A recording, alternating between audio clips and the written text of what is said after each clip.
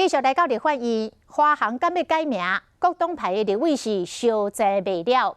国民党的立委洪明凯提出着民航局的回应，质疑这个改名的费用保守估计至少就要11亿，所以要求交通部袂使为着意识形态的改名变预算，予全民来负担。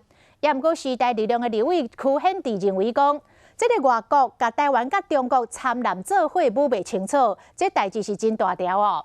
那交通部长林佳龙是明确来表态支持华航来改名，讲只要有心，就有路通行。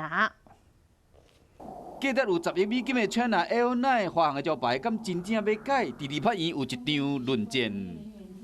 交通部我们相关的行政机关绝对不能编列任何的预算去支应这一个相关成本。部长，您认同吗？我不认同啊。这个场景真熟悉，因为13年前同款的立法院，同款是改名的争议伫冤家。或者是讲，迄个名感觉甲身份无对。现在外面的报道就是你们总统府下令要华航改名。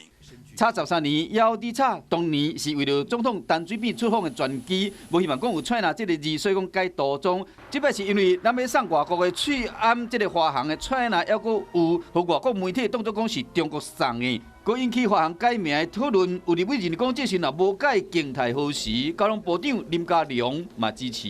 我基本上是支持，台湾就是台湾，对，那中国的打压，我们怎么样避免跟他混淆？对，我们操之在己的，我们应该全力以赴。